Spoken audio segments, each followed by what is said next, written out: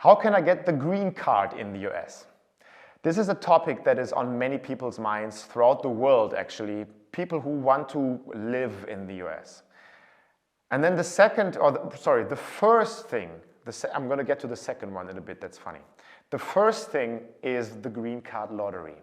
But as the name has it, it's a lottery. It's not the most proactive way to get the green card. It's a chance, better than the lottery though, of around 50 to 1. So statistically, if you were to apply every year from now on, you will get the green card eventually in your life. But maybe after you're retired, who knows?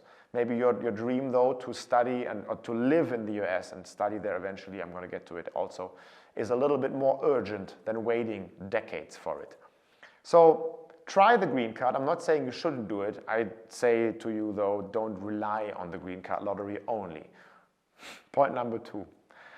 I'm not sure if it's an active or passive approach, but you can marry an American, a US lady, a guy from the US, depending on your gender or your sexual preferences. A marriage will open doors for you in the US. But then it's like, how do I find that person in the US that I love?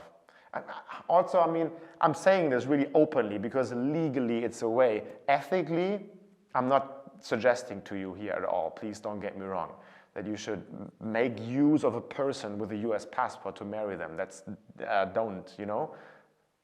Those things happen out of love and not because of a strategy to want a green card. I hope we're clear. Which brings me to the topic number 3, and this is what I like to talk about the most in this video.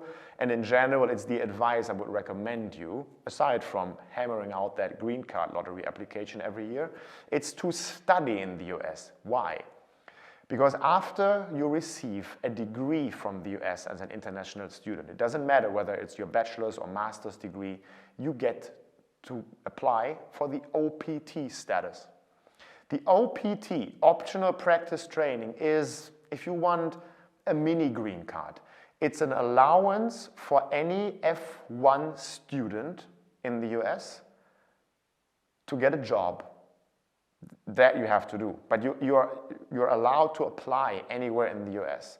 And if you have the job, you get the salary and you can get the trust of your employer to hire you, to keep you in the company. If you put your employer in a position where they say, you know what, I love this, you, the international person, and I can't really replace you by any of my US staff members, neither find somebody in the job market who can do your job. Your employer will then many of them would, go out of their way and get the H-1B visa application in for you.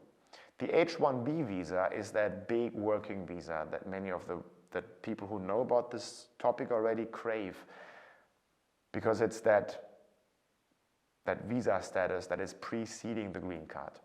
Usually you have to keep it for 3 to 5 years, and then it's pretty simple to get the green card. It's not inevitable, it's not a guarantee. You have the door towards you getting the green card very open after you have obtained and maintained the H-1B working visa in the US. Now there's a caveat to it, but I want to point this out to you. If you listen to me what I said before, after you have graduated with a bachelor's or master's degree in the US, you have the chance to apply to any job in the US, and if that employer wants you, you may be able to take the next step towards the H-1B visa. Here's the kicker. Roughly, those are rough numbers, and they fluctuate by like a 5-figure amount of applicants. Roughly 200,000 international applicants are there every year demanding or desiring the H-1B status. About 60,000 international people only get it. So then you're a little bit against the odds, a little bit. It's a chance of 1 to 3 to get it. So think about it. If you do your bachelor's degree in the US, you have that chance of 1 to 3. Let's say it doesn't work out. You do your bachelor's degree, you get the OPT status, you prove yourself, you work there, the employer wants to hire you, but you fail that little H-1B visa lottery, which is also what it is. You can then do the master's degree in the US and do that whole and play again, gamble again, if you will. But your chances are doubled if you pursue your bachelor's and master's degree versus just one of the degrees in the US, right? Because you have the chance to get the OPT and therefore the H-1B visa status and therefore the green card twice. So if you're watching this video and you feel like, that sounds wonderful, because pursuing a bachelor's degree, then working, then doing a master's degree, then working, and then not getting the green card sounds amazing as a worst case scenario, which is what that is. I hope you're following me. If it doesn't work out for you, you still have roughly 10 years, 1 decade of studying and living lifestyle in the US under your belt. That's the worst case scenario. If it all plays out after your bachelor's or after your master's degree, even better, congratulations. So if you want to inform yourself about that very proactive approach, the study approach, not the marriage approach, please, not only the green card lottery approach, then feel free to speak to an expert about it and get yourself a financial assessment. What does it cost for you to pursue a bachelor's and or master's degree in the US?